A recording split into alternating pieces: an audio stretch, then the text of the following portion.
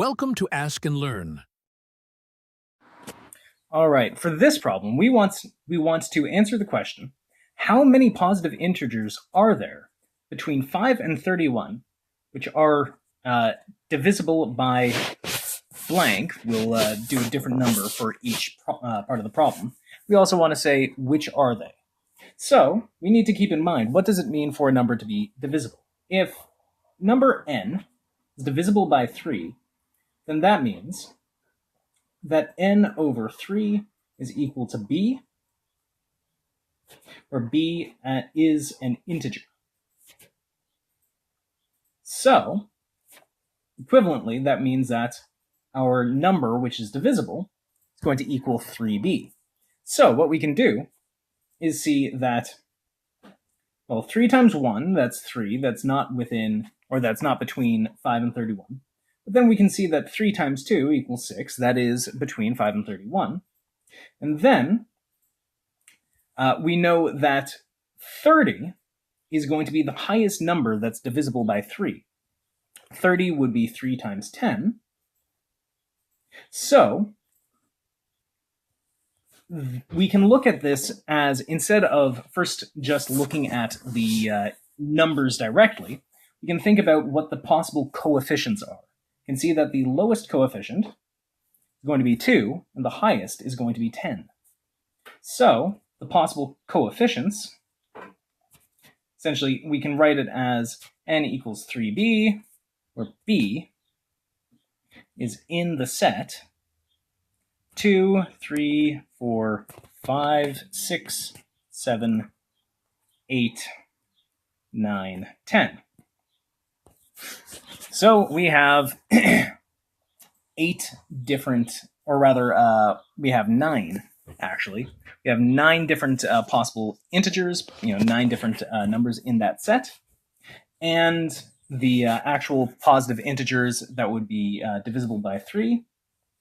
I'll write this down here, possibilities,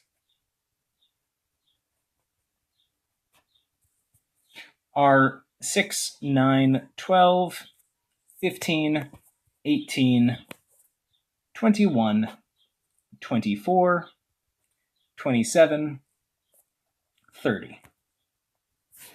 Then for part B, we want to determine the number which are divisible by 4. So we can go with a similar idea here, n equals 4b.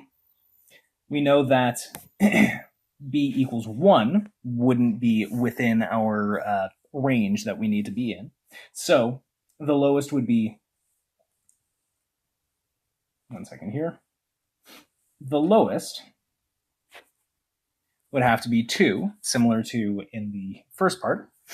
Then the highest multiple, well, we know that 4 times 8 is equal to 32, which is just outside of our acceptable range. So that tells us that 7 is going to be the highest value that we can have in our set. So possible values are 2, 3, 4, should say it's n equals 4b, where b is in that set of 2, 3, 4, 5, 6, 7. We have 1, 2, 3, 4, 5, 6 different integers, and we'd be that we'd have n is in the set. Now we can list our possibilities. It would be 8, 12, 16, 20, 24, 28. Now, for part C, there are actually 2 different ways that we can do this. The first way would be to look at, what's the count of the intersection. Let's just call set A as the possibilities from A, and set B as the possibilities of B. Well, what's the intersection of those? And what is the count of that? Well, the things that they have in common, 12 and 24. So there are 2 possibilities, 12 and 24.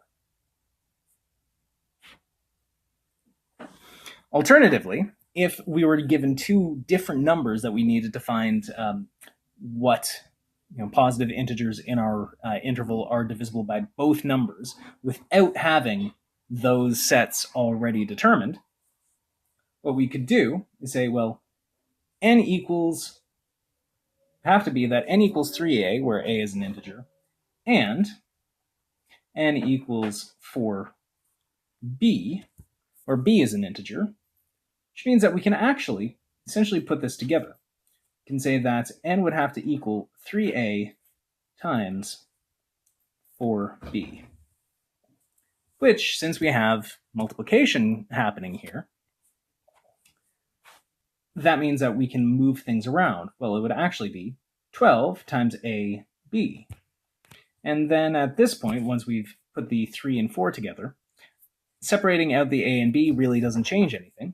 So we can say, well, n equals 12d. And so we can very quickly see that the possible values would be d equals 1, d equals 2, and we get that the number of integers divisible by both 3 and 4 is going to be 2, and the possibilities are 12 and 24.